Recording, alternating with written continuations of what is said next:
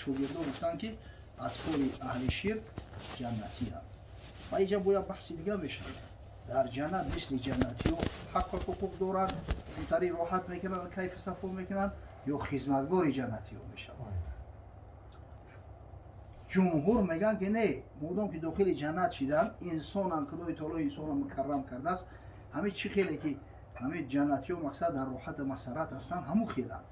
аки ҷаннатиҳорам албатта дараҷаҳошу фарқ мекунад, не ки ҳамин пасттарин дараҷашам роҳат дорад ку, хизматгор нест ку. ҳамин хотир мегӯянд дурусттараш ин аст ки аҳли ҷаннатанду аз тамоми ҳамун манфаате ки ҷаннатиҳо истифода мебаранд, худои таоло барои ёрам додааст. пайамбари ислом дуруди худованд бар ӯ бод мефармоянд: ҳиҷома шифои уммати ман аст. шумо агар аз бемориҳои фишорбаландӣ, астрахандроз, радикулит, простатит, грижа, ревматизм, бемориҳои системаи хунгард, фишори хун, бемориҳои дил, дарди сина, тангии нафас, дарди сар ва дарди чашм ва ё ин ки хирагии чашм ва инчунин аз вазни зиёд ё ин ки камвазнӣ ранҷ мебаред, ҳатман дар рақамҳои рӯи экран буда дар тамос бошед. бахтиёр ҳиҷома дар хизмати шумо ҳаст. суроғаи мо шаҳри Москав, Верихнополия, дом 48 дар наздики бозори Садовод. ҳатман дар рақамҳои мо дар тамос бароед. хуб ак барои чӣ ҳазрат гуфт ло адрӣ? ҳамин масъала бибин дар назари мои қосунак битои дарав мегӣ. барои он ки ҳамин ҳадисое ки аз пайғамбари худо саллаллоҳу алайҳи ва саллам омадааст бисёр омехтаай, олудаай. дар санани Абу Довуд омадааст: суила Расулуллоҳ саллаллоҳу алайҳи ва саллам ан зурурил мушрикин. пайғамбари худо саллаллоҳу алайҳи ва саллам аз ҳамин тифлои мушрико, аз аҳли мушрикое ки ба балоғат норасида мурдиянд суол карданд. ҳазрат гуфт: мин обоиҳим, ино ҳамроҳи падарошунанд. гуфтанд: ё Расулаллоҳи било амал, беамал, мақсад ино ягон амал накардиянд мераванд? ҳазрат дар ҷавоб гуфт: аллоҳу аъламу бимо кону омилин. худованд худаш донотар аст ки ё калон шаванд чикор мекарданд. яъне парвардигор ба илми қадимаш медонист ки ё чикор мекунанд. ира бубинед, ҳадиси ҳасан ай. дар саҳеҳи имом Муслим ривоят омадааст, модармо биби Оиша разияллоҳу таъола анҳо ривоят мекунад, мегӯяд дуъия Расулуллоҳ саллаллоҳу алайҳи ва саллам ило ҷинозати сабийин. дар ривояти минал ансор ҳам омадаги пайғамбари худо саллаллоҳу алайҳи ва саллам ба ҷаноза як кӯдак даъват карданд. баъд биби Оишаи модармо мегӯяд, гуфтам ки ё Расулаллоҳ, тубо лиҳаза усфурун мин асофирил ҷанна. ай пайғамбари худо, мегӯяд, гуфтам хушо ба ҳоли ҳамин тифла, ин як гиндишкагай гиндишкои ҷаннат ай. лам яъмали суъа ва лам юдрикуҳу. ин на гуноҳ кардааст, на ба гуноҳ шидааст. ҳазрат мегӯяд, гуфт ки ё Оиша ава ғайра золик. ё Оиша мегӯяд, шояд ғайри ин боша, шояд ғайри гуфтагии ту боша. ин аллоҳа халақа лилҷаннати аҳлан халақаҳум лаҳу ва ҳум фи аслоби обоиҳим. парвардигори бузург барои аҳли ҷаннат ҳамега аҳл халқ кардааст. аҳли ҷанната халқ кард, ҳоли дар силби падарошу набуданд.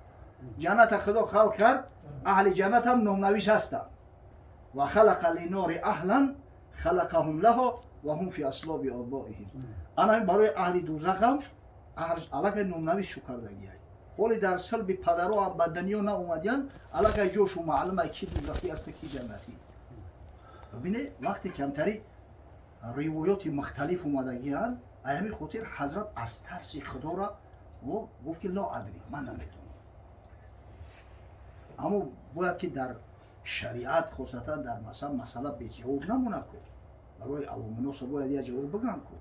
бинамин шогирдо саъй кардан оёти Қуръона овардан, ривоёти дигари пайғамбар саллаллоҳу алайҳи ва саллам гуфтанд ки мақсад ки худованд бузургтар аст аз ин аст ки моро муҷозот кунад вақте ки мукаллаф нашидиям. хуб, масъалаи малоикаҳову пайғамбаро, қавли аҳли суннат вал ҷамоа ҳамин аст ки пайғамбаро дараҷаву манзалатшо аз бас ки ё бандаҳои хосаи худо ҳастанд, бандаҳои баргузидаи худо ҳастанд, дараҷашо аз малоикаҳои худоро булоанд. вале ки малоика нафс надорад, ино нафс доштанд бо вуҷуди ин қадар покизагӣ, ин қадар тозагӣ. қавли ҷумҳури аҳли суннат вал ҷамоа ҳамин ай. ҳақиқатан як гурӯҳи аз ҳамин гурӯҳи низоия ки баъдан бо худшуда салафию дигар гуфтанд, даъвошум ин аст ки малоик мегӯянд мартаба ва манзалатчу аз пайғамбаруда боло ай, барое ки уно нафс надоранд, калан аз нур халқ шидагиянд. як қозӣ будаст дар замонои зоҳири бейбарс дар ҳамин мулки шом, ҳанафия ибни абдилиз мегӯянд, ибни абилизи ҳанафӣ. ҳоли як шарҳерам навиштагиай бар ҳами ақидаи таҳовия, шарҳи ибни абилизи ҳанафиш мегӯянд. ҳамира ҳанафиё қабул надоранд, пайравои мазҳаби имоми аъзам абу ҳанифа ривояти имра қабул надоранд. ибни абилизи ҳанафира шарҳи ақоиди таҳовияша уна дар саудӣ чоп мекунанд, дар мулкҳои дигар чоп мекунанд.